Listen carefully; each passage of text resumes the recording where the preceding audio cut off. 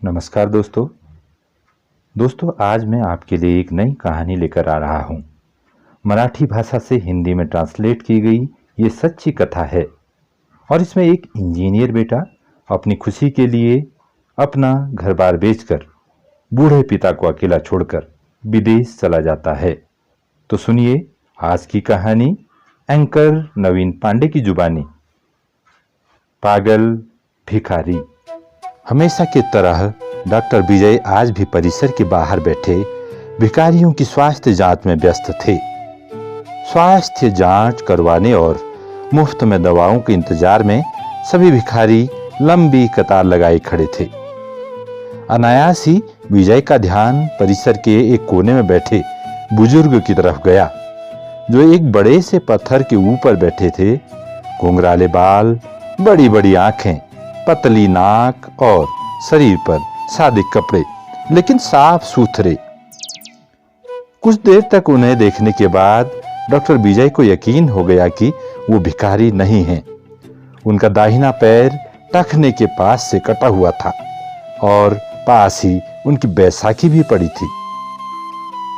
Doctor Vijay ने कुछ पल तक उन्हें ध्यान से देखा और फिर निगाह हटाने की सोची, लेकिन ध्यान हट नहीं पाया।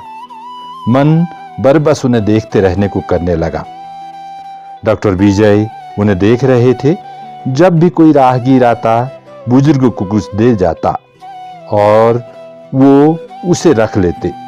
यह सब देखकर डॉक्टर विजय ने सोचा कि मेरा ही अंदाज गलत है, वह बुजुर्ग भिखारी ही हैं। अब डॉक्टर विजय से रहा न गया। वो बुजुर्ग की तरफ बढ़ने लगे। जैसे ही वो बुजुर्ग के पास पहुंचने को थे तो कुछ लोगों ने डॉक्टर विजय को आवाज लगाई, डॉक्टर विजय, उसके नजदीक मत जाइए, वो बुढ़ा पागल है। लेकिन डॉक्टर विजय उन सब की आवाजों को नजरअंदाज करते हुए बुजुर्ग के पास पहुंचे और सोचने लगे कि जैसे वह बुजुर्ग दूसरों के सामने हाथ फैला रहे थे, वैसे ही मेरे सामने भी करेंगे। लेकिन डॉक्टर विजय का अंदाज फिर चूक गया। बुजुर्ग ने डॉक्टर विजय के सामने हाथ नहीं फैलाए। यह देखकर डॉक्टर विजय बुजुर्ग से बोले, बाबा, आपको कोई शारीरिक परेशानी है क्या? डॉक्टर विजय के प्रश्न पूछने पर वह अपनी बैसाखी के सहारे उठे और बोले, good afternoon doctor, I think I may have some eye problem in my right eye. बुजुर्ग से इतनी बढ़िया अंग्रेजी सुन डॉक्टर विजय अवाक रह गए और फिर उनकी आंखें देखी। आंखों की जांच के बाद डॉक्टर विजय ने कहा, बाबा, आपकी आंख में मोतियाबिंद है, ऑपरेशन करना होगा।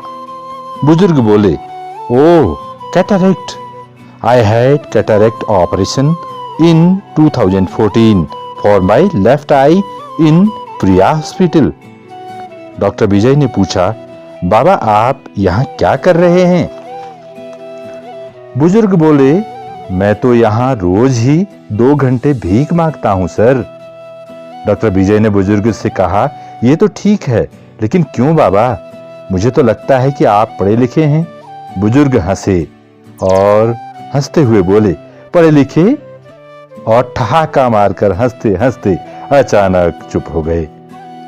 डॉक्टर विजय ने बुजुर्ग से कहा, आप मेरा मजाक उड़ा रहे हैं बापा। बुजुर्ग बोले, oh no doctor, why would I? Sorry if I hurt you. Doctor Vijay बोले, हर्ट की बात नहीं है बाबा, लेकिन मेरी कुछ समझ नहीं आ रहा है। बुजुर्ग बोले, समझकर करोगे भी क्या डॉक्टर? और गहरी सांस लेकर बोले, अच्छा चलो हम उधर बैठते हैं, वरना लोग आपको भी पागल ही कहेंगे। और एक बार फिर बुजुर्ग हंसने लगे। करीब ही एक वीरान टीला सा था। अब डॉक्टर विजय और बुजुर्ग वहीं जाकर बैठ गए। Well doctor, I am mechanical engineer. बुजुर्ग ने फिर से अंग्रेजी में ही शुरुआत की। मैं कंपनी में सीनियर मशीन ऑपरेटर था। एक नए ऑपरेटर को सिखाते हुए मेरा पैर मशीन में फंस गया था और पैर हमेशा के लिए चला गया। और फिर ये बैसाखी हाथ में आ गई। कंपनी ने इलाज का पूरा खर्च किया और बाद में कुछ रकम और मुझे दी। उसके बाद मुझे घर बैठा दिया। भला लंगड़े बैल को कौन काम पर रखता है सर। फिर उस रकम से मैंने एक छोटा सा वर्कशॉप डाला, अच्छा घर लिया। मेरा बेटा भी मैकेनिकल इंजीनियर है। उसी वर्कशॉप को आगे बढ़ाकर उसने एक छोटी कंपनी और डाल ली। डॉक्टर विजय चकराए और बोले, बाबा तो फिर आप यहां और इस हालत में कैसे? बुजुर्ग बोले, मैं किस्मत का शिकार हूं बेटा। बेटे ने अपना बिजनेस बढ़ाने के लिए कंपनी और घर दोनों बेच दिए। बेटे की तरक्की के लिए मैंने भी कुछ नहीं कहा। सब कुछ बेच बाच कर वह अपनी पत्नी और बच्चों के साथ जापान चला गया और हम जापानी गुड्डे गुड़िया यहां रह गए। ऐसा कहकर बुजुर्ग फिर ठहाका लगाकर हंसकर फिर अचानक चुप हो गए। डॉक्टर विजय उस करुण हंसी को देखकर भाव विभोर हो गए।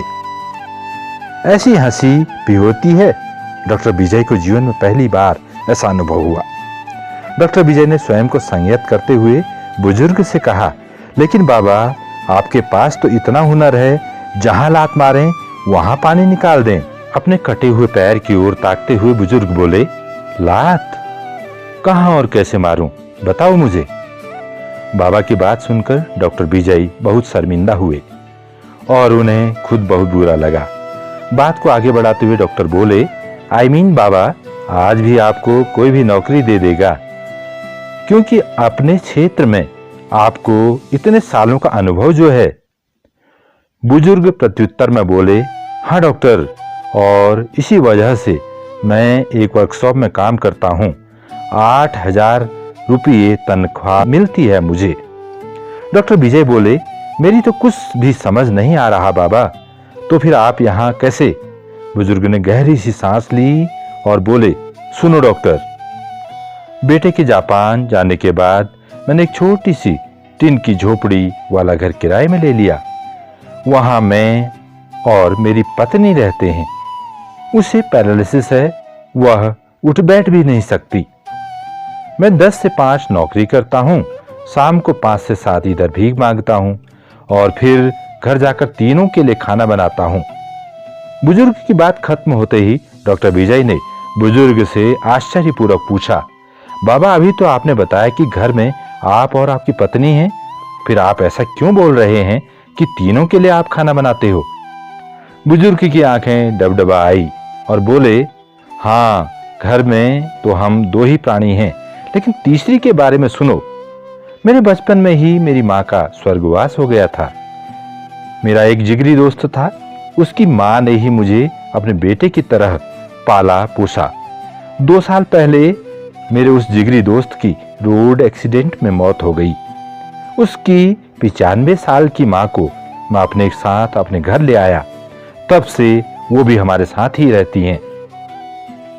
डॉक्टर विजय अवाक रह गए। इस बुजुर्ग का खुद का एक पांव भी नहीं है, पत्नी भी अपंग है, घर बार भी नहीं है। जो था बेटा बेच कर चला गया।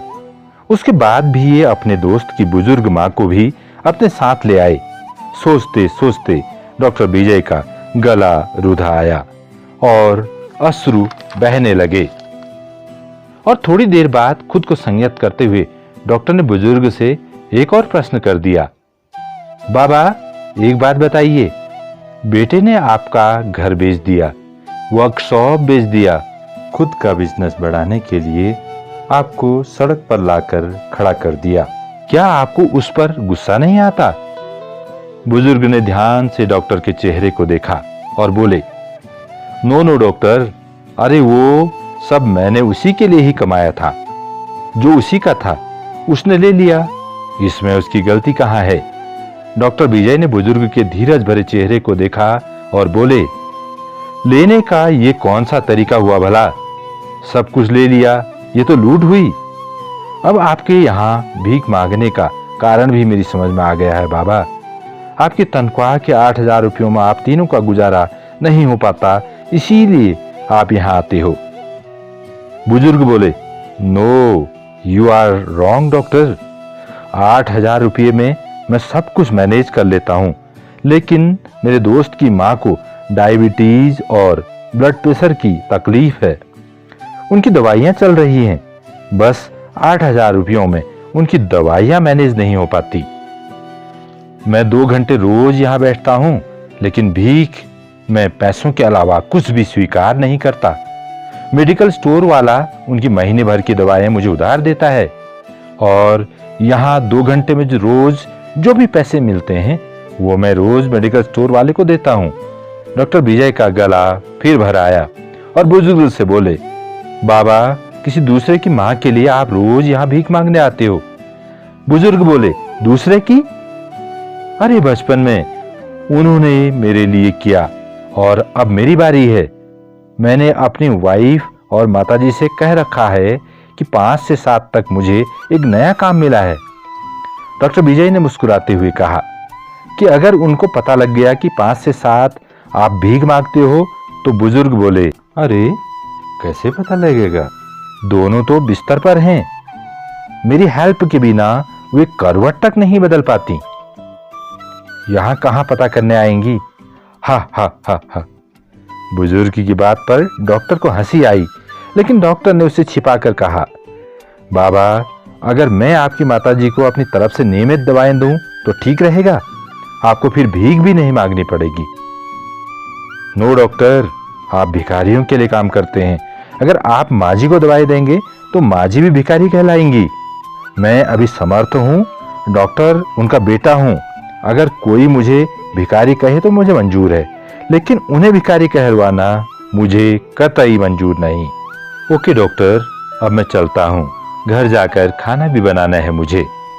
डॉक्टर विजय ने बुजुर्ग का हाथ अपने हाथ में लिया और बोले, बाबा, भिखारियों का डॉक्टर समझकर नहीं बल्कि अपना बेटा समझकर मेरी दादी के लिए दवाएं स्वीकार कर लीजिए। अपना हाथ छुड़ाकर बुजुर्ग बोले, डॉक्टर, अब इस रिश्ते में हम मत बांधो प्लीज। एक गया है हमें छोड़कर, आज मुझे स्वप्न दिखाकर, कल तुम भी छोड़ गए तो अब सहन करने की मेरी ताकत नहीं रही। ऐसा कहकर बुजुर्ग ने अपनी बैसाखी संभाली और जाते हुए डॉक्टर विजय के सिर पर हाथ रखकर भर भराई आवाज में बोले, अपना ध्यान रखना मेरे बच्चे। शब्दों से बुजुर्ग ने डॉक्टर विजय द्वारा पेश किए गए रिश्ते को ठुकरा दिया था, लेकिन विजय के सिर पर रखे उनके हाथ के गर्म स्पर्श ने जता दिया कि मन में उन्होंने इस रिश्ते को जरूर स्वीकारा था। उस पागल कहे जाने वाले बुजुर्ग के पीठ फेरते ही डॉक्टर विजय के हाथ अपने आप प्रणाम की मुद्रा में उनके लिए जुड़ गए। दोस्तों, कैसी थी कहानी? अगर अच्छी लगी हो तो प्लीज दूसरों को जरूर शेयर कीजिएगा और चैनल को भी सब्सक्राइब कीजिएगा। साथ ही समाज में इस तरह के बुजुर्गों की मदद जरूर कीजिएगा जो वास्तव में पागल नहीं हैं, लेकिन हालात उन्हें पागल कहलवाने के लिए मजबूर कर देते हैं। आज के लिए बस इतना ही। अगली कहानी के साथ फिर मुलाकात होगी। Good bye.